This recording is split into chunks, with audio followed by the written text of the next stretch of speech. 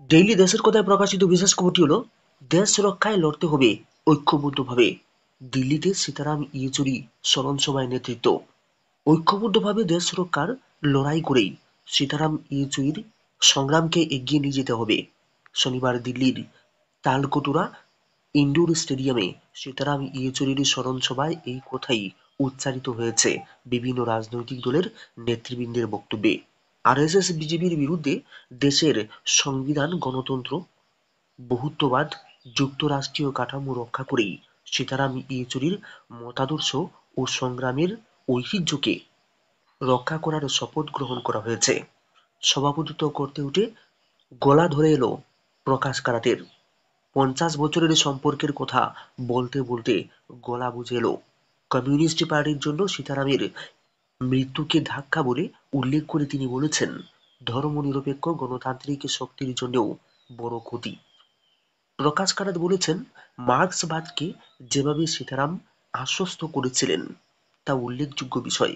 মার্ক্সবাদী তাত্ত্বিক এবং মতাদর্শী হিসেবে তিনি আমাদের পার্টিতে দ্রুত পরিচিত হয়েছিলেন। মার্ক্সবাদী হিসেবেই তিনি আজকের দেশের পরিস্থিতির যথাযথ মূল্যায়ন করেছিলেন। হিন্দুত্ব সাম্প্রদায়িকবাদের চরিত্র অনেক আগেই সীতারাম উন্মোচিত করেছিলেন। সেই মতাদর্শের জায়গা থেকে তিনি আমাদের দেশের ধর্মনিরপেক্ষ গণতান্ত্রিক শক্তিকে একজোট করার কাজে অগ্রসর হয়েছিলেন। আমাদের দেশের গণতন্ত্র, ধর্মনিরপেক্ষতা এবং যুক্তরাষ্ট্রীয় কাঠামো রক্ষার জন্য যে ইন্ডিয়া ব্লক গঠন করা হয়েছে, সেই কাজে সীতারাম ইয়েচুরির গুরুত্বপূর্ণ ভূমিকা রয়েছে। 2 দশক সীতারাম আমাদের পার্টির মুখপত্র পিপুলস ডেমোক্রেসির সম্পাদক ছিলেন।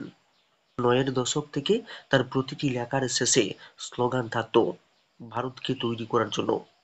আমাদের আগে ভারতকে রক্ষা করা প্রয়োজন। উন্নত ভারতের যে স্বপ্ন তার ছিল, সেটা একটা সমাজতান্ত্রিক ভারতের ধারণা। তিনি বলেছেন, সীতারামের না থাকায় যে শূন্যতা তৈরি হয়েছে সেটা পূরণের জন্য আমরা সবাই মিলে যদি চেষ্টা করি, উদ্যোগ নেই, তাহলে তার কাঙ্ক্ষিত ভারত আমরা তৈরি করতে পারব।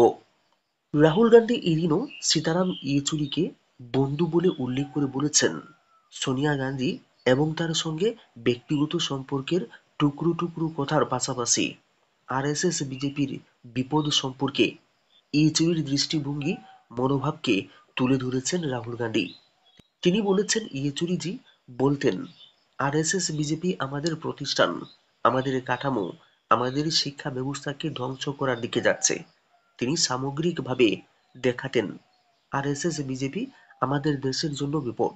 রাহুল বলেছেন, ইয়েচুরি এমন একজন মানুষ ছিলেন যাকে বিশ্বাস করা যেত, এমন একজন ব্যক্তি যার সঙ্গে 100% নিশ্চিত হয়ে বলা যেত যিনি সমঝোতা করে নেবেন না।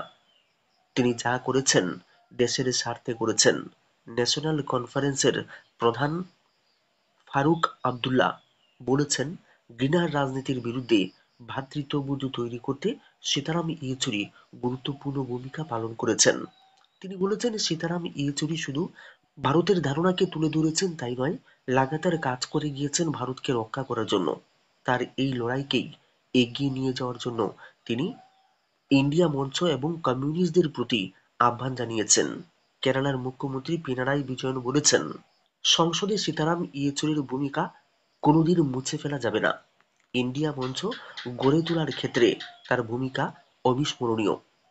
মার্ক্সীয় তাত্ত্বিক হিসেবে তার ভূমিকার কথাও উল্লেখ করেছেন। ভারতে এবং আন্তর্জাতিক কমিউনিস্ট আন্দোলনের ক্ষেত্রেও তার চলে যাওয়া বিরাট ক্ষতি বলে উল্লেখ করেছেন। সিপিআই সাধারণ সম্পাদক সীতারাম ইয়েচুরির মৃত্যুকে কমিউনিস্ট আন্দোলনের এবং গোটা দেশের ক্ষতি বলে বর্ণনা করেছেন। বামপন্থীদের তাদের আদর্শকে বহন করে নতুন ভারত গড়ার কাজ চালিয়ে যেতে হবে, সমতার ভিত্তিতে, যা সমাজতান্ত্রিক ভারত হবে। সিপিআইএমএল লিবারেশনের সাধারণ সম্পাদক দীপঙ্কর ভট্টাচার্য বলেছেন, তিনি বর্তমান সময়ে যথাযথভাবে উপলব্ধি করেছিলেন এবং সাম্প্রদায়িকতার বিরুদ্ধে দৃঢ় অবস্থান নিয়েছিলেন। নির্বাচনী বন্ডের টাকা আদায়, সীতারামনের বিরুদ্ধে এফআইআর।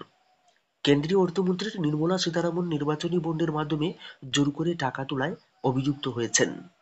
বেঙ্গালুরু বিশেষ আদালতের নির্দেশে কর্ণাটক পুলিশ অর্থমন্ত্রী সীতারামনের বিরুদ্ধে ওঠা এই অভিযোগের তদন্তে এবার তিলকনগর থানায় এফআইআর দায়ের করেছে।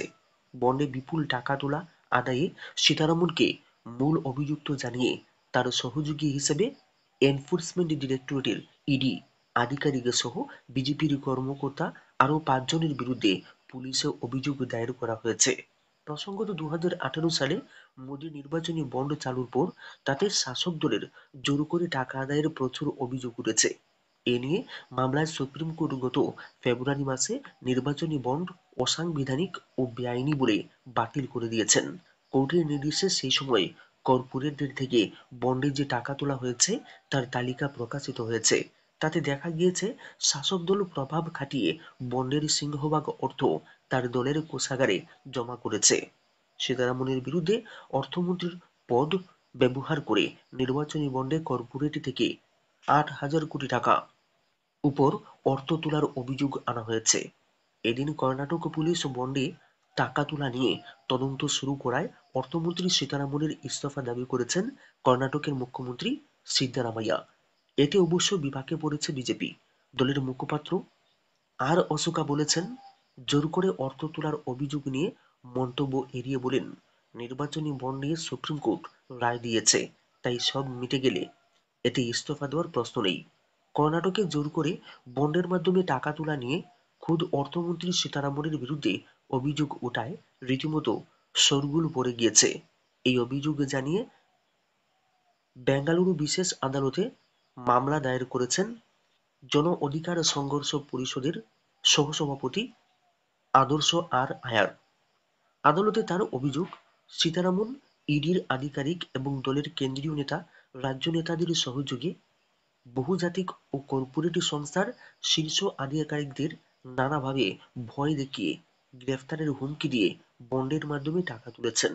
এভাবে সীতারামন ও তার সহযোগীরা মিলে 8,000 কোটি টাকার উপর অর্থ আদায় করেছেন। ঝাড়খণ্ডে মন্তব্য হিমন্ত বিশ্ব শর্মার, আসাম থেকে বিতরণ করা হবে 15 লক্ষ বাংলাদেশি। আসামে 14 লক্ষ বাংলাদেশি শনাক্ত করা হয়েছে, গলা ধাক্কা দিয়ে বাংলাদেশে পাঠানো হবে। শনিবার ঝাড়খণ্ড থেকে এই হুঙ্কার দিয়েছেন হেমন্ত বিশ্ব শর্মা।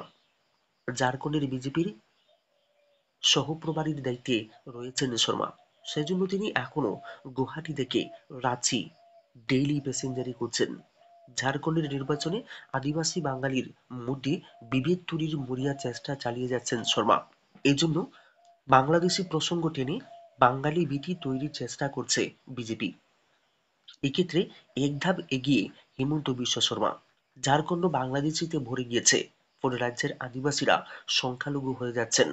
সংখ্যাগুরু আদিবাসীদের মধ্যে একটা প্রচার করে ভীতির বাতাবরণ তৈরি করছে বিজেপি। এজন্য আসাম সম্পর্কেও এই ধরনের মিথ্যা মন্তব্য করেছেন বিশ্ব শর্মা।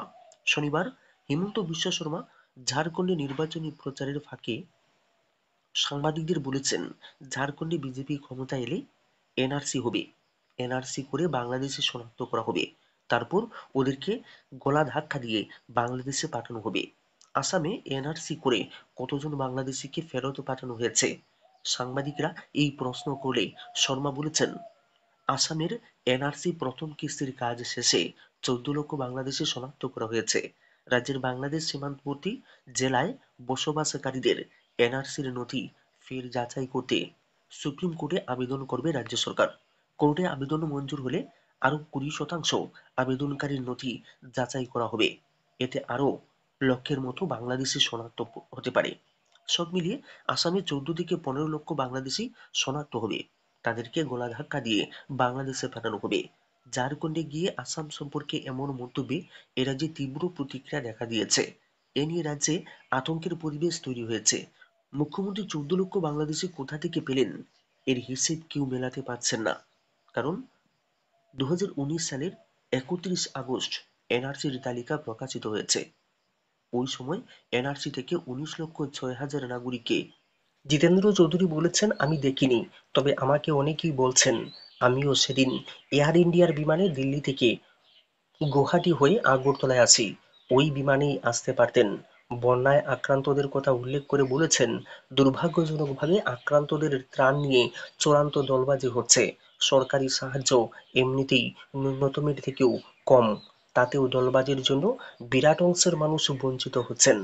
তিনি বলেছেন সরকারের ভূমিকা অমানবিক। তিনি প্রশ্ন তুলেছেন কেন্দ্রীয় পর্যবেক্ষকরা সব রেখে গিয়ে কি করলেন।